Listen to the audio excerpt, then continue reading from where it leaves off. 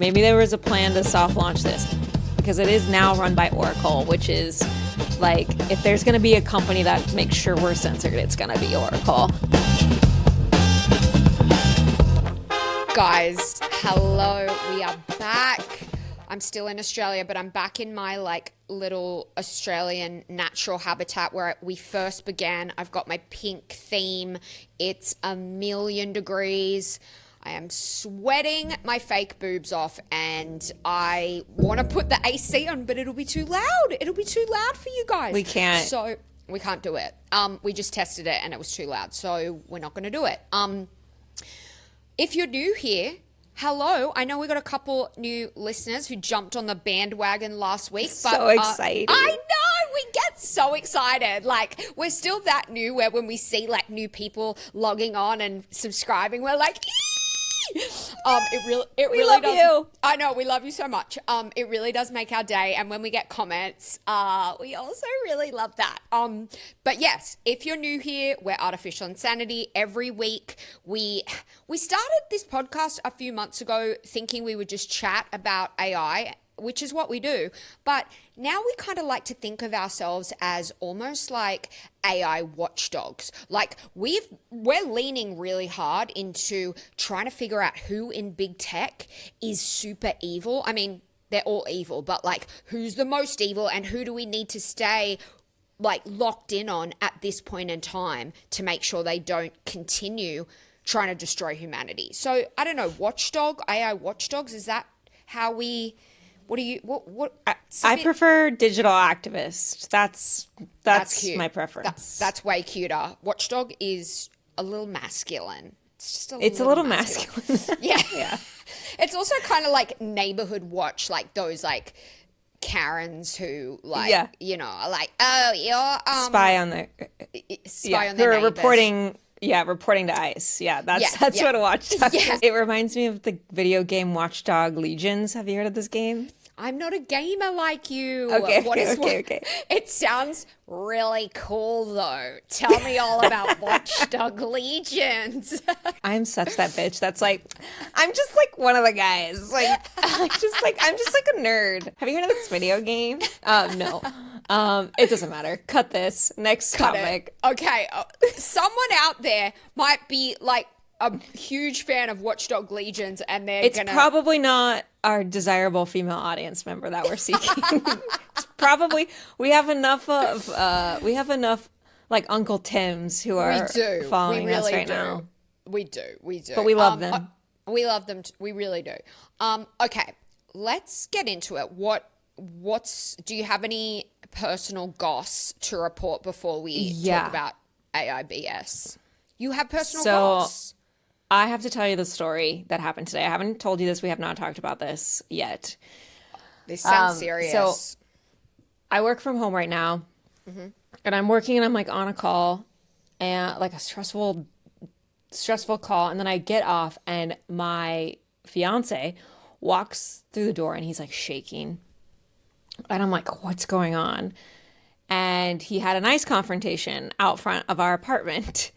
Because... Hold on. Did you say ice confrontation or nice confrontation? I said ice confrontation. Fuck. Yeah. Fuck. It's what happened?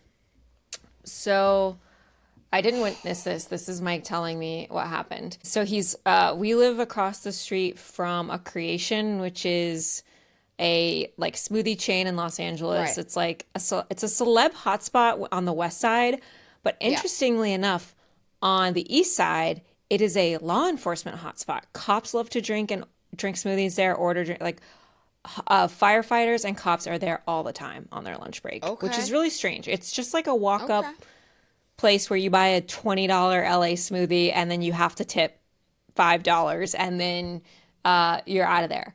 In Silver Lake. It's very strange. But anyways, Mike was walking just around the neighborhood and he walks past and there are two ICE agents at the front door of Creation.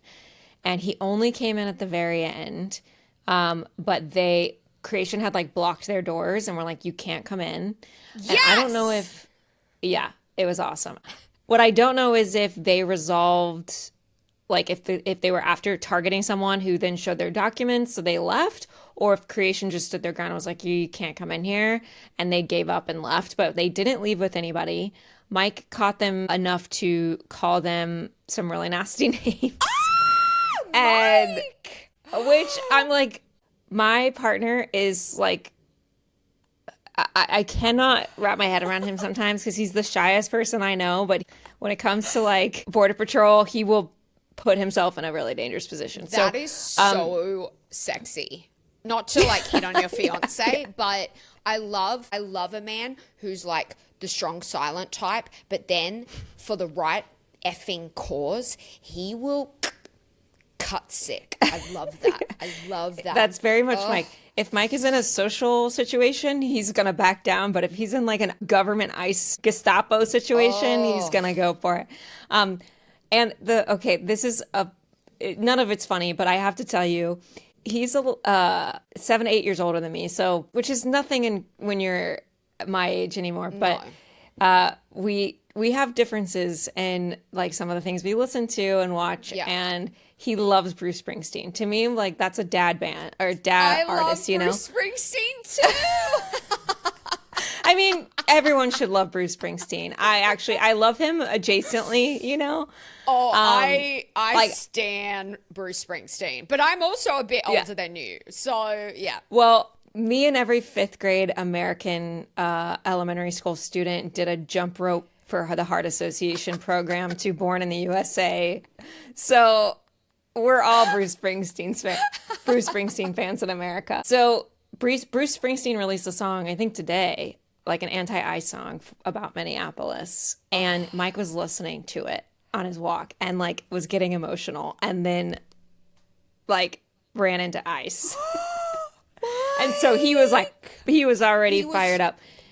Oh. Yeah. But I'm sure this is relevant to anybody in the US who has like a confrontation with ICE or you see ICE in your town. You're supposed to call a rapid response line. I think towns have different ones, and there's a few numbers going around Los Angeles. You're supposed to call one. So Mike like texted one and called another. They're just volunteers, I think, but it's people are reporting when they see ICE in their town, and there's a bunch on the east side right now, like Echo Park, Elysian Park, Silver Lake.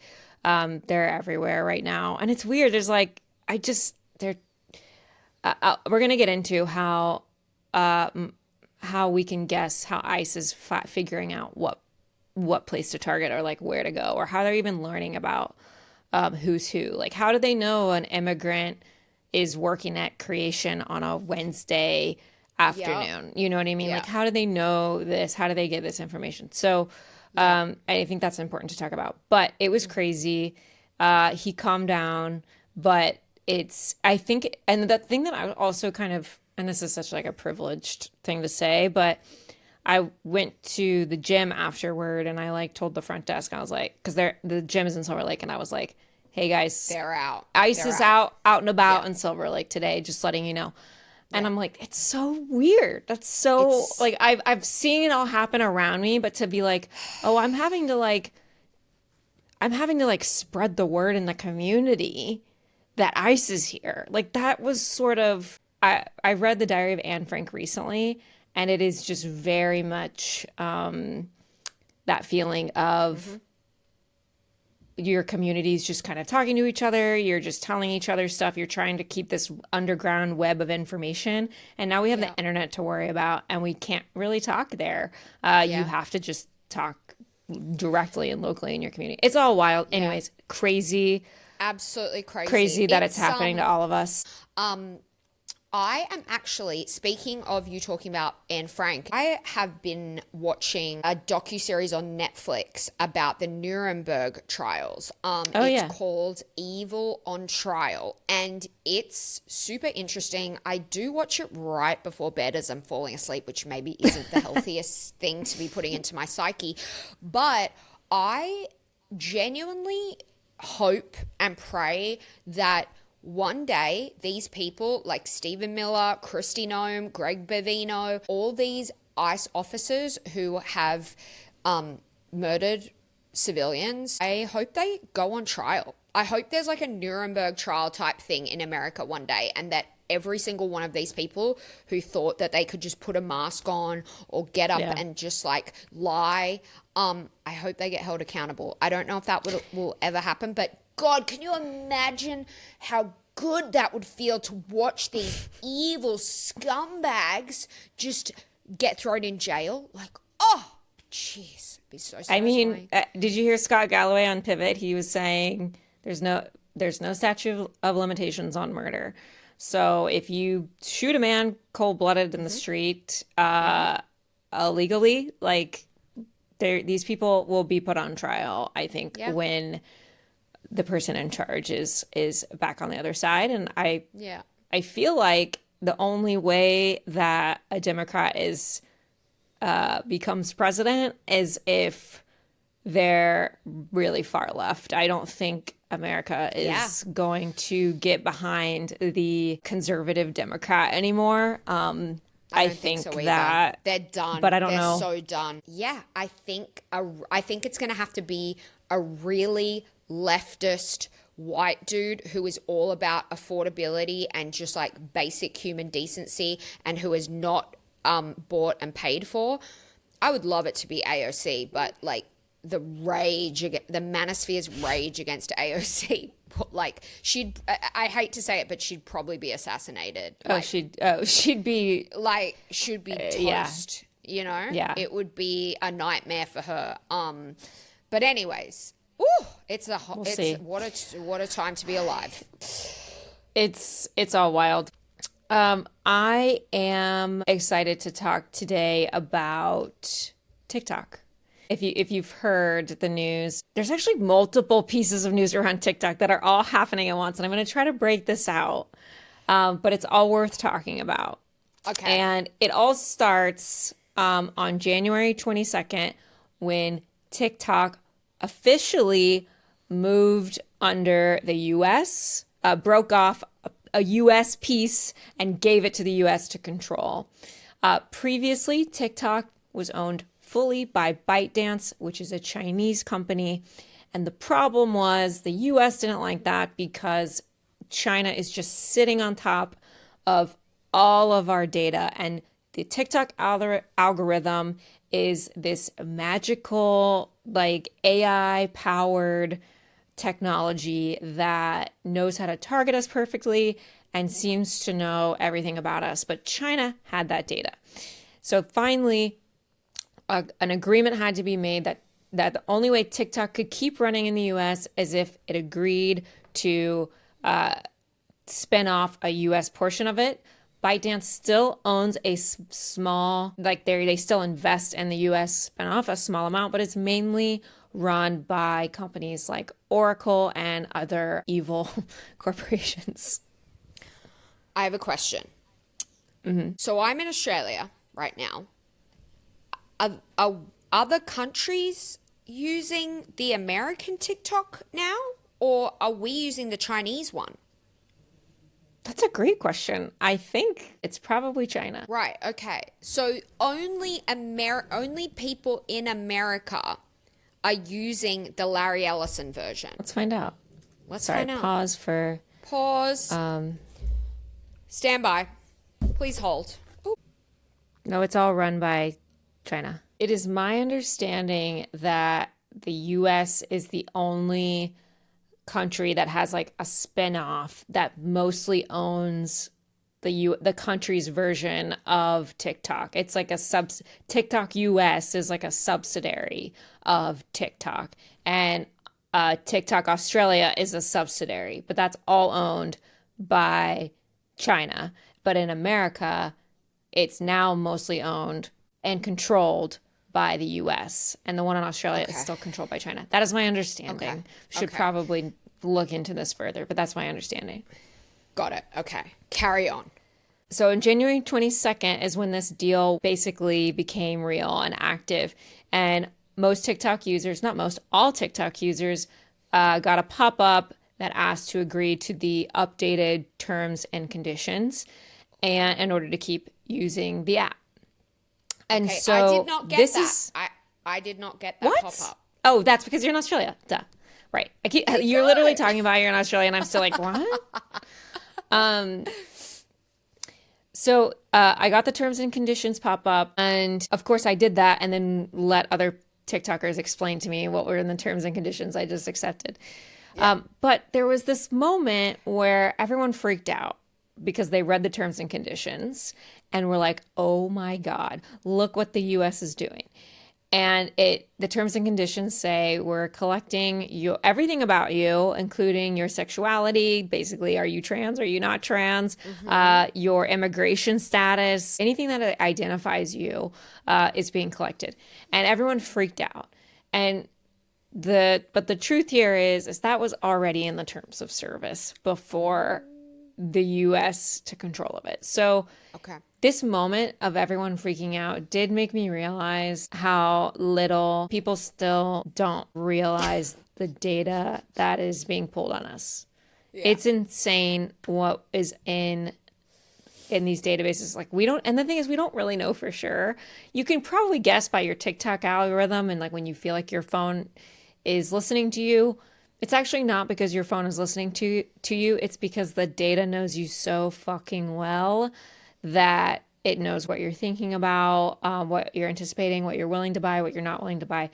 It knows so much about you, it's going to guess what you're talking about. It's most likely not listening to you. It could be, though. Mm-hmm. I still kind of believe it could be. Mm-hmm. An example of this is, and I actually don't even know this. I feel like there are more niche examples of this, but I was reminded of it when I opened my phone in December, and I follow my like high school ex, like my first like real serious relationship, on Instagram, but I like never watch his stories. I don't like, I wish him all the best, but we're not like looking at each other's Instagrams and like being like, what's he up to now? It's just, that's not where either of us are. Yeah. And I open my phone, and the top of my feed, like the first thing that's fed to me, is his engagement.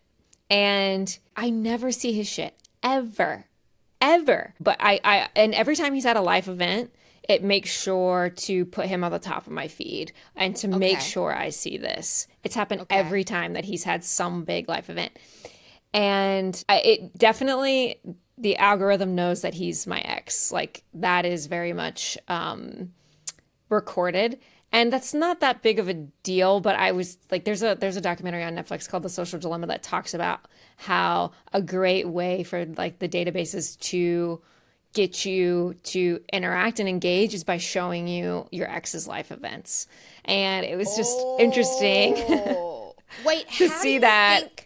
How do you think it knows that he's your ex? Because on Facebook, I think we had like a status. Got it. Remember the relationship status? Yes. I think that's what it is. And that carried over to Instagram database. And we had pictures together where he was tagged on Facebook back in 2007 or whatever. Yeah. So I think that's just carried over. So that's a pretty obvious one. Like, I hand fed that to the algorithm, but that was back in 2007 when we were like, ooh, a relationship status, how fun.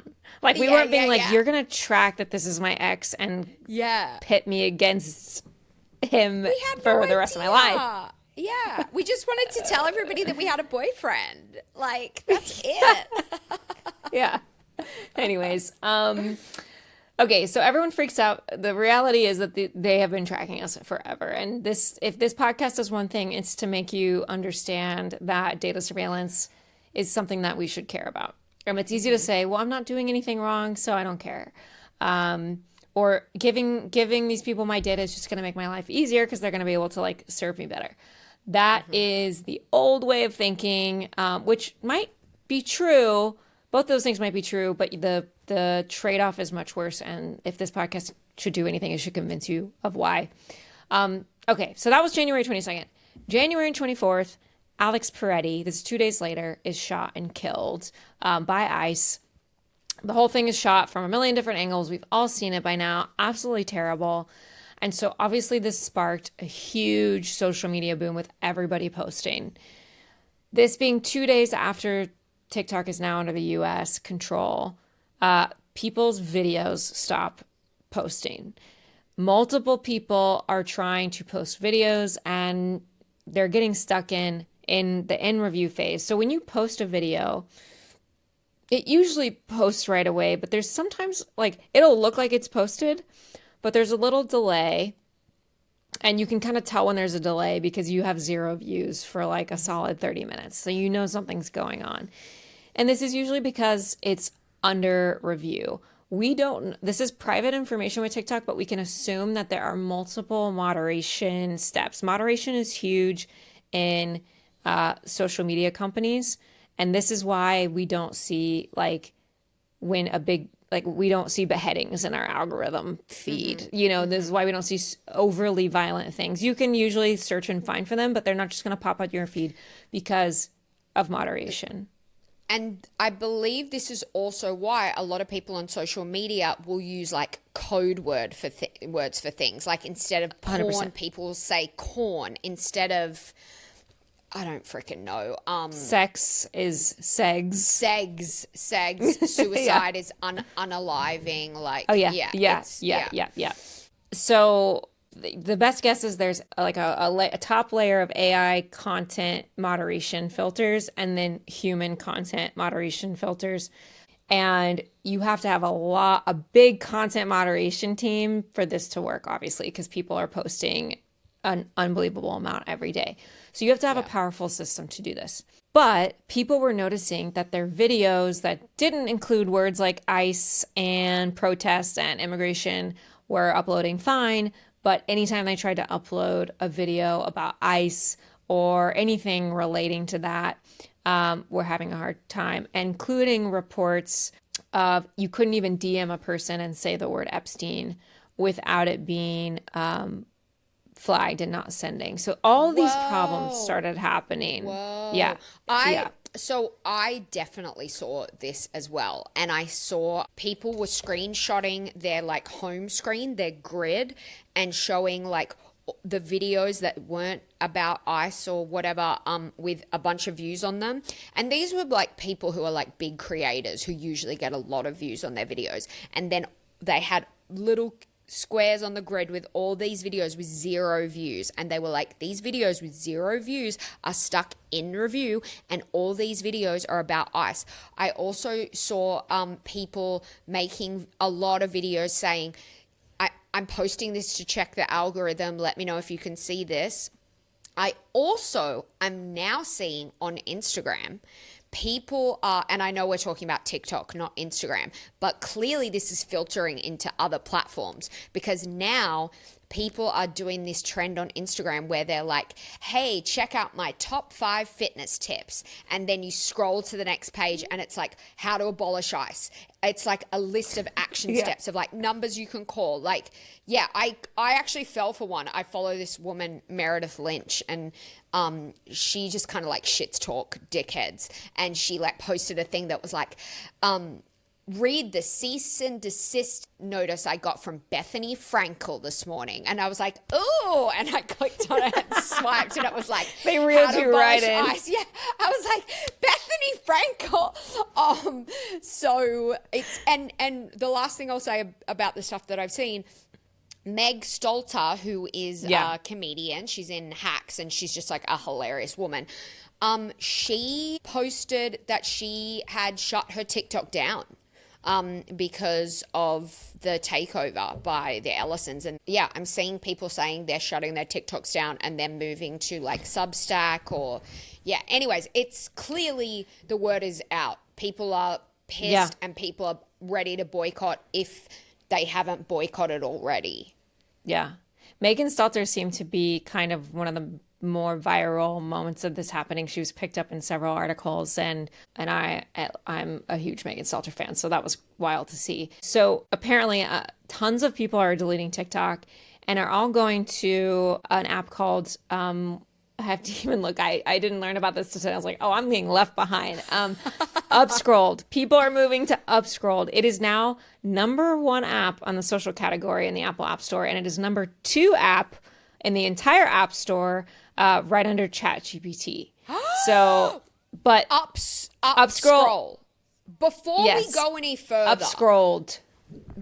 Up scrolled. Before we go any further, has anybody checked who runs Up Scrolled? Because I feel like we all That's tried a great to go like point. Let's do it right now. Let's do it right now, because I remember everyone was trying to go to Substack, and then we found out Substack was run by Nazis. And then people were trying to get off Substack. So I'm like, oh, I have great news for you, Sophie. Okay, great. What is it? They're Australian. Hey! Okay. I swear to God, every time I need to figure out some information, the answer is Australia. I swear to God. Australia. Yeah. Okay. Okay. Let's see. This is good. Okay, does it just because they're from Australia doesn't mean they're perfect? There's some shady dudes out here too. Oh no. Is it like Rupert Murdoch? Like No, it's just some random guy, but former employee of tech companies IBM and Oracle. Oh. So that's not great. That's not good.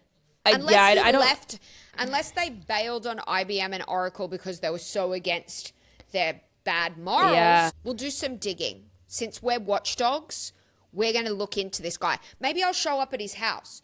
Okay, wait. We're probably neighbors. He's Palestinian Australian. Oh, he launched Upscrolled in response to Israel's genocide in Gaza.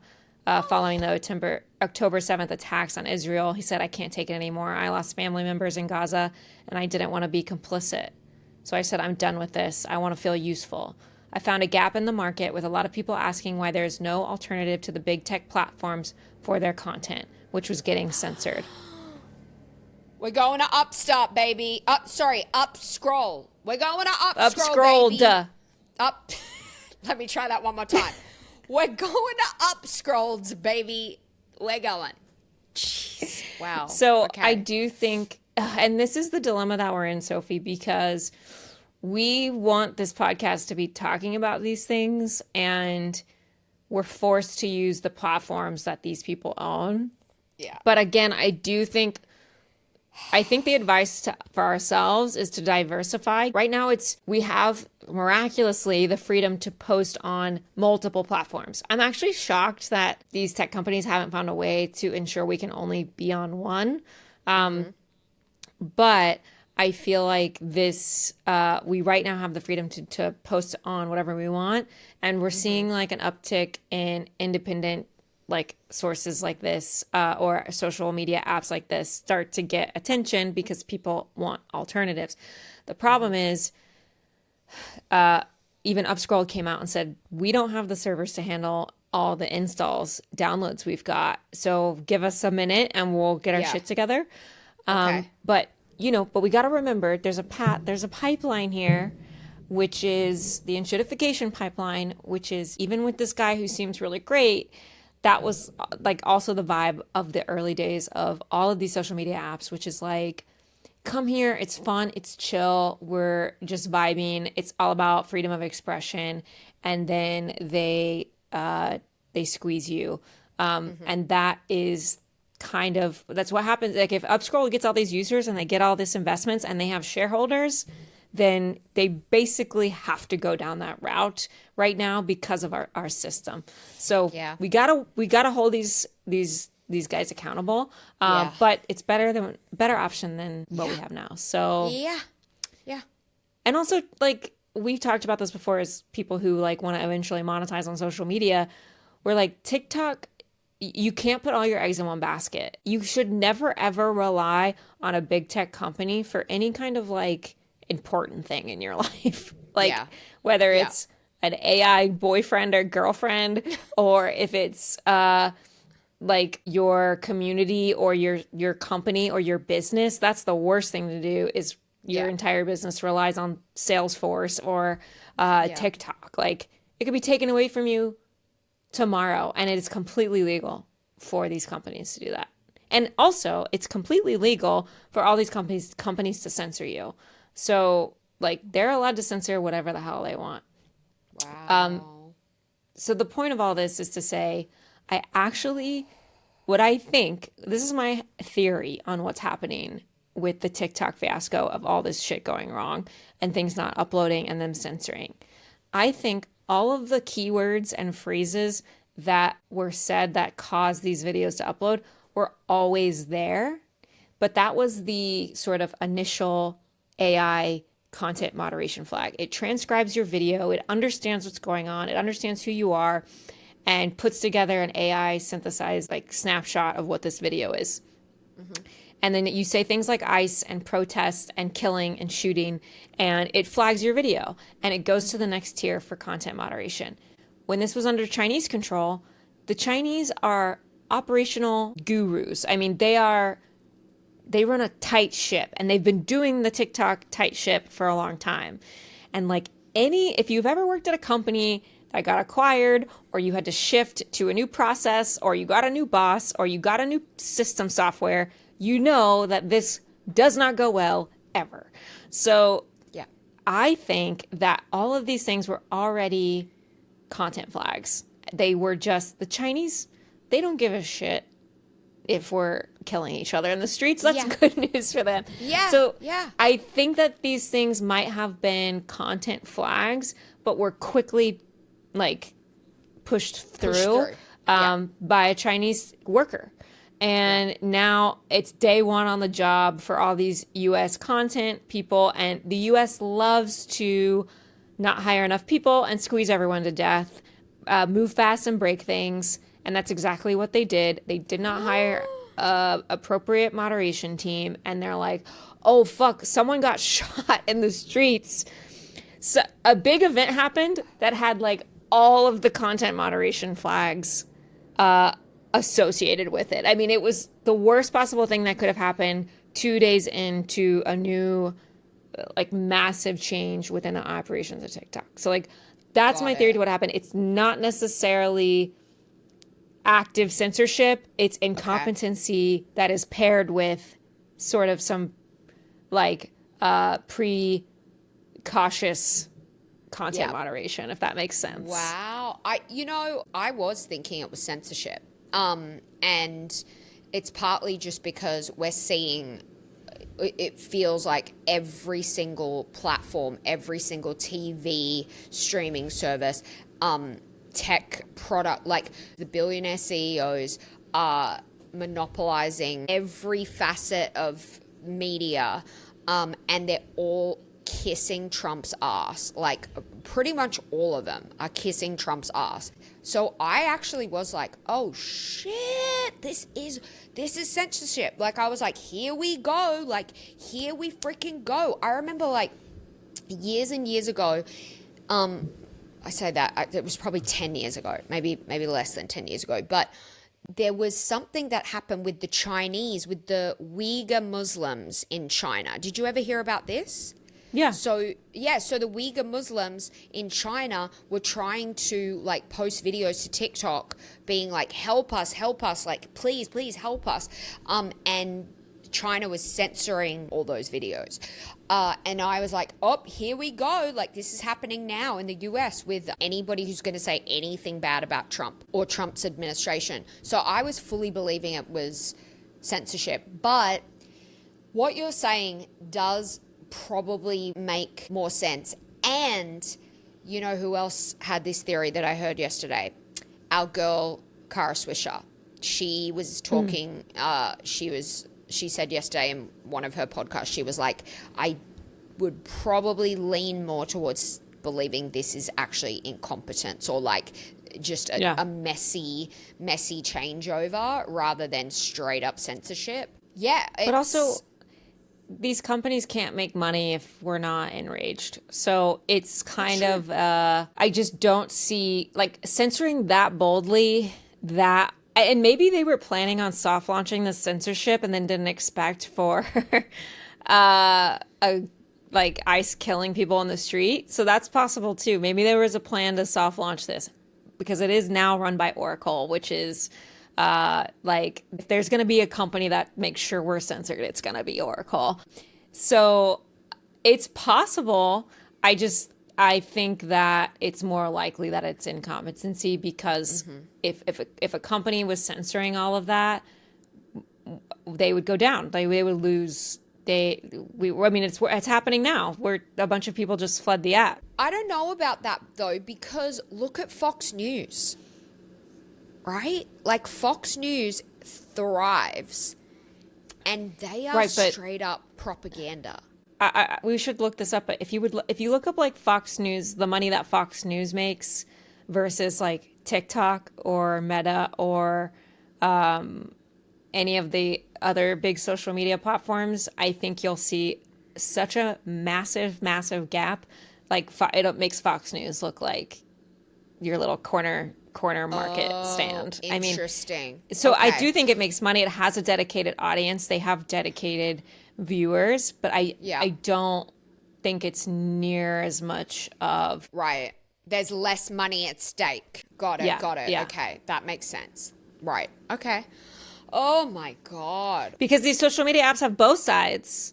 They've got both of us on there fighting each other. Yeah. It's like the Yeah. best case scenario. And it's designed that way. Okay, so TikTok comes out, US TikTok comes out and blames this on a data center outage in California, which there's no evidence that that's true. I don't think it's true at all. I don't think that is even remotely true. It has nothing to do with that. I just know that I'm willing to bet so much money on that it's not true. There was no data center power outage. They just didn't plan this appropriately. Ba-bow. So I just find it so funny. Like it's like, oh my it's like when a child, my dog ate my homework. That's what it feels. Or no, it's like when an employee shows up to work and they're like, I had a flat Yes. tire, and they show you a Google image photo of a flat tire. Yes. We had an employee who would always she knew that we never believed her when she didn't show up to work, so she would always send photo evidence. And it was so funny. And she'd be like, I'm at the doctor. And she'd send a picture of the tile at the doctor's office. The hand sanitizer, just like, see, I'm right here. I'm at the gynecologist and we just see her feet in the stirrups, like. Although, I That's will what say, this feels like. we did have another employee who worked for us who would show up all the time, and one day she didn't show up and she said, I'm really sorry, I can't come to work because the roof of my house blew off in the hurricane. And we were like, what? And then she sent a link to the news, and it was like her house, like helicopters above her house, and the roof was gone. And she's that type of employee that's like, but I'll try to get back to responding to this email when my roof is no longer falling in on my head. And we're like, okay. We're like, just take the day. Just like, take tomorrow if you need tomorrow. Bless her heart. Bless her heart. Oh my God. Oh, that's funny. Okay, where were we? They're bullshitting. They're trying to say it was a data center. We're all thinking that's hilarious. bullshit. The dog ate your homework. Okay. Yeah. Okay. But I will say, on that note, it is worth noting that Meta is actively, people have reported that you can't post certain links, specifically the one that reveals all of the ICE agents' information, which is all information that's on the internet. It's like their LinkedIn information. Meta is actively blocking that, which is technically, that is part of their rules and regulations and has always been that you can't just dox people on their app. But there's definitely a vibe of we're all trying to see what's passing through and what's not. I was going to mention something else. Okay, so this comes at the same time that a series of landmark trials are starting up with lawsuits against TikTok, Snapchat, Meta, and YouTube. And a series of trials have just begun, but TikTok has just settled, and Snap, which is the owner of Snapchat, have just settled with lawsuits that claim that these companies knowingly harmed children through their social media apps.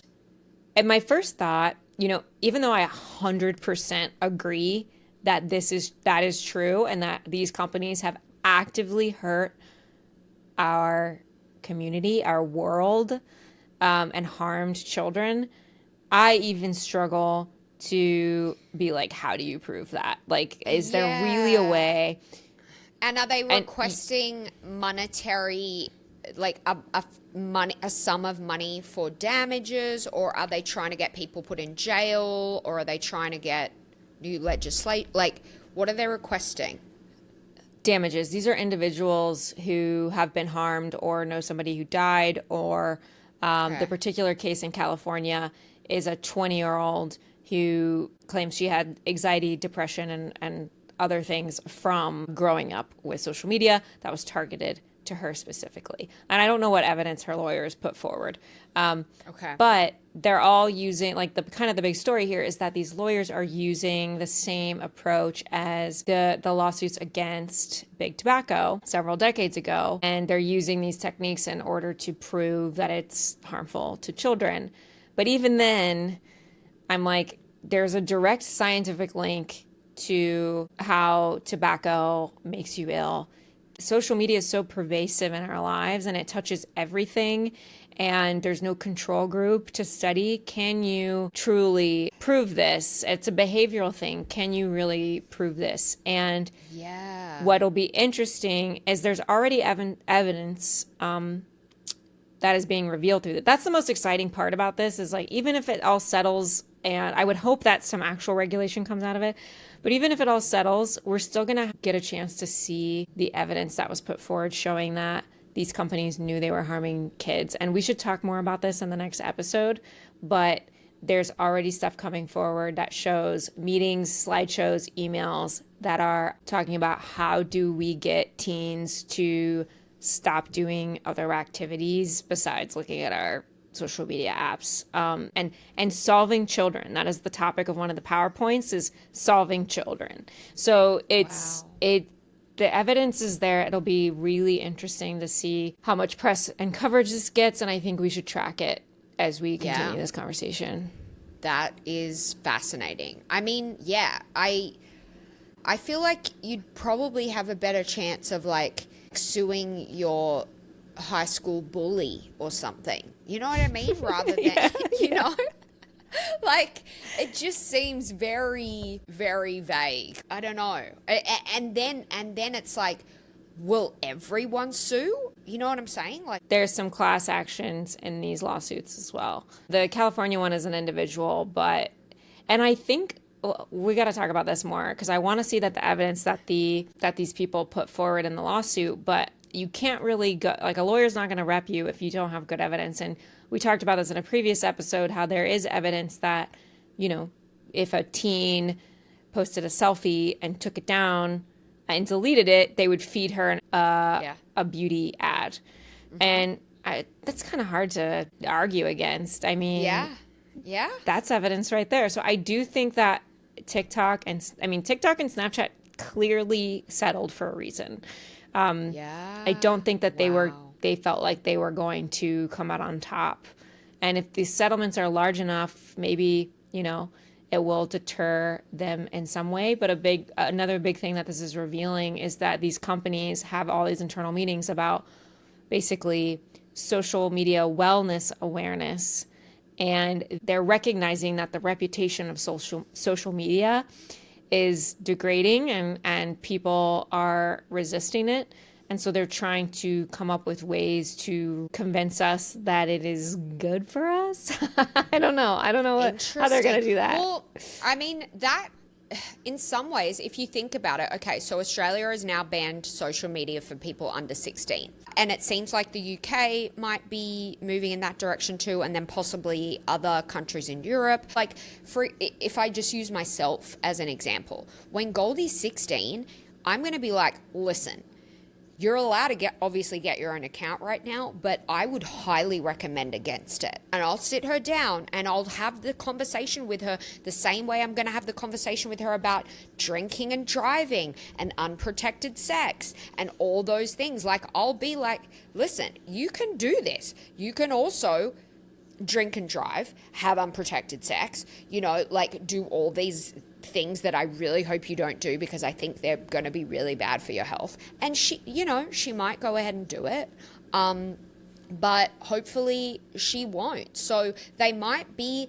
losing people, whole generations of people, because of, you know, not being able to hook them in young enough, and also the fact that people are getting more savvy to the fact that these are highly addictive platforms and can really F you up. I'm jumping topics here a little bit, but it's related. Did you see the Davos speech from the Canadian Prime Minister, or did you hear about I it at all? did. It was so inspiring. Oh my It God. was kind of shook me because, and if you don't know what Davos is, I keep saying Davos. Davos is it's the World Economic Forum is actually what it's called, and it's a summit where all the like most important politicians and business leaders all meet. In the Swiss Alps, and it's like really elite if you get invited to it. And they have these big conversations, blah, blah, blah. So the Canadian Prime Minister made this speech that apparently he wrote himself and is sort of like, oh, back the fuck up. And Canada, I'm not drunk. Canada, or the Canadian Prime Minister is like, without saying it, the subtext is, America, you've made such an idiot of yourself, and you are maybe the most powerful country right now, but your idiocracy has made you a fool. And now, Yeah. meanwhile, quietly, while you are causing all this chaos, quietly, Canada is making proactive deals across the globe and basically creating peace through business dealings and cooperation and by making smart decisions while America falls in on itself from its own greed and chaos. And the speech was I highly recommend watching it because Yeah. it kind of I have to admit, for the first time I was sort of like kind of checked. Like my privilege was kind of checked. I witness all the chaos in America, but I don't often feel it as much as someone who actually is confronted by it. And that made me feel like this is going to sound so naive, especially talking to an Australian, but I'm like, I don't even know what it feels like to be in what does it feel like to be in a country that is not the number one, like the most powerful country, like that Yeah. seems to have everything it wants, to seems to have all the opportunity in the world. Like, Yeah. what does Yeah. it feel like to be in a country that's not that? I don't know. And it kind of spooked me. I was sort of like, oh shit, Yeah. what happens if I live in a country that is torn?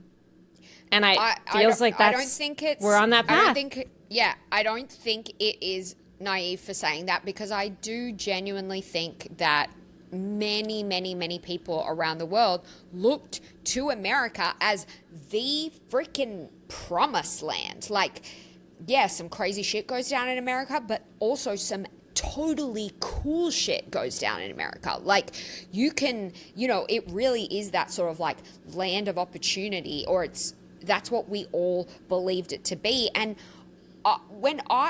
the reason why I moved to America is in 2008, the very first trip I ever took, the very first time I'd ever been on a plane, I went to New York. I stayed for a month, and I was like, this is the coolest place ever. Granted, it was the first place I ever went, but I still think New York is the coolest fucking place ever, and I've been Same. a bunch of different places now. I was like, this is incredible. Like, I never, ever, ever want to leave. I remember getting a cab home to JFK, bawling my eyes out on the way to JFK. And then when I got home back to Australia, my family were all there because they hadn't seen me for a month. They were like, you're back. And I was like, ah, like I bawled my eyes out because I was like, I want to live in America. It was tragic. Like, really, it was hysterical. But it really felt that way to me for such a long time. And now it's like embarrassing. It almost feels like America has done like a Regina George, where like she was the most popular fucking girl in school and everybody was a little bit in awe of her and like, oh my God, there's Regina. And then everyone started being like, actually, Regina bullied me. Actually, Regina bullied me. Actually, Regina's kind of a piece of shit, and everyone turns on her. It feels a little bit like that, where everyone else is, not everybody else, but a lot of Australia, definitely, Canada, definitely, hopefully the UK, are starting to be like, yeah, man, like, we can't eat lunch with you anymore because you're like, you know, like, well, you're gonna go eat lunch over there because the vibes at your lunch table are like not it. They're not it. Yeah. And it is pretty shocking. It's pretty shocking. And it's scary to think that other countries will meet and set standards and the US won't be at the table and won't get a say in it. And I do think that it's going to bite us in the butt. And I think the last thing I want to say about all of this is when I started this podcast with you, which is only like 6 months ago now, we were still... it was the end of September. Yeah. Oh, yeah. Yeah. So... we had just been working at a startup, and I was still very much in like, how am I going to be rich? But like that was still it's been my thoughts for a long time. And I'm like, same. And it's not even rich. It's like, how am I going to like not be constantly living paycheck to paycheck anymore? How am I going to get out from under myself? And that's all I cared about. And not just that, but being successful. Like I still, even though I'm like, you know, the ripe age of 34, I'm like, I'm done. Like I made the stupid decision to be a producer. And now I'm expiring and there's nothing further. What the fuck do I do? So when we started this, I was kind of thinking in that mode. But what happens when you are in a country, and this is happening among millennials now, we used to, and this is very clear through many TikTok trends showing the 2016 trend where we all, even back then it was a shitty year, but still 10 years ago was different. There was still hope and opportunity. And that's because even though Trump was in office, everyone still hated him. And even the big tech companies weren't on board with him. It felt like a fluke. It felt like, everyone was so mad at the Democrats because the Democrats are useless, and Hillary's Hillary gave people the was a woman. Yeah. She's a woman, and like it's a fluke. Exactly. Yeah, it felt like a fucking fluke, and the second time felt like we're all gonna die. Like oh, okay, this is real. Okay, yeah. So the first, even the big tech companies still weren't vocally for Trump in the first 4 years. So even 2016, there was still like, you're right, there was this is a fluke. We still have hope that we're going to have economic prosperity and we're going to get to live the lives that our parents did and our grandparents, and we're going to be all right.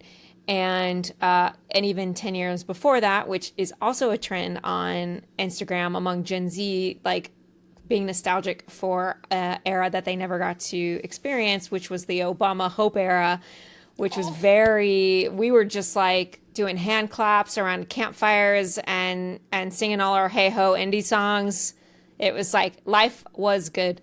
One of my very first jobs that I had in 2008, same year I went to New York, I remember everyone in my office in Sydney, when we found out that Obama got elected, everyone in Sydney was like, yeah, woo! Like the rest of the world was so psyched for you guys. Like it was so awesome. It permeated through culture, I feel like, among even whether or not you were leftist or a Republican, that feeling of there is an opportunity for, and we were young too. So, but it was like our whole life is ahead of us. We grew up being told we can do anything we want, and if we work hard enough, we can have economic prosperity. Which that neither of those things turned out to be true. And we are also waking up and realizing the power that we've lost to the technology companies, and you can't really sell us what you used to sell us anymore. So I don't want to say that our hope has been taken away, because I think that we should hold out hope for the future. But we're going to put our hope into something else. Previously, it was economic prosperity. We were buying shit. We were trying to keep up with, buy the right clothes, buy the right, just insert anything into that blank. Climb the corporate ladder and make the right connections, network and save and buy cool shit. Like, in my last job, I would always feel like I had to have like the best everything because I was like putting my best corporate foot forward and I needed to be like a career woman. And now I'm like, my resolution this year is to like only thrift, and I bought one piece of clothing and it's been a whole month. This is a big deal for me. But my point is like we are economically not incentivized to participate in this right now. And if you want to keep the economy running, which is the number one priority of everyone that's in power, you have to give people something to look forward to, or something to fight for. And the things that we were previously focused on are no longer in focus. And I think for the first time, we're like actually going to start, I hope that we put our money where our mouth is, which is why I think Scott Galloway's suggestion is like, we got to go all in on this economic strike. I think that's truly where we can move the needle. And I don't think you and I are going to be able to launch that, but I hope that whoever's trying to, we get behind it. So I know your thing is fashion and clothing. My thing is beauty products. I have spent thousands upon thousands upon thousands of money on beauty products. And even though I'm in Australia right now, I'll do it in solidarity, because a lot of the shit that I buy is American stuff. But I saw a TikTok the other day that was like, okay, ladies, here's how we're going to do one little teeny weeny thing to like help the economy feel how pissed we are. Go into your drawer and look at all the makeup that you have. Go out and get all your makeup, go through your makeup drawer, pull it all out, sanitize what you need to if it's a bit old. Now, do not buy any more makeup, nothing, until your blushes, your lipsticks, your mascaras, all your foundations are completely empty. And I did that. I went through all my makeup and I was like, I probably have enough makeup here to last me for the rest of my life. Like, I have 100 lipsticks. I have 1,000,000 mascaras. Like, I have so much fucking makeup. So I pledge allegiance to not buying any makeup until there is a new person in power in the US. No more makeup for Sophie. Okay? I promise you guys that. That's huge. That's my micro-aggression toward the patriarchy. I love this. I should do the same too. I mean, I'm not, I feel like I don't buy that much beauty products, but my makeup drawer. You're doing it with clothes. So we all have to do it in our own way. I never bought nice clothes. I buy shitty clothes. But yeah, we all, I'm down. Like, let's fucking boycott. I'm going to start canceling some subscriptions. The thing is, we need to do this on like a Friday at least. I don't know if you're getting social media content about striking on Friday. Yes, I've seen stuff about you guys striking and economic strike. Economic strike. Yeah. And your Friday is our Saturday, so I don't know if other countries will participate. Maybe like we won't buy anything American. I don't know. But yes, I'm seeing posts about the economic strike. And the thing that, and again, I gotta quote other people besides Scott Galloway. I swear to God, because I don't. We love Scott and Cara. Love the guy.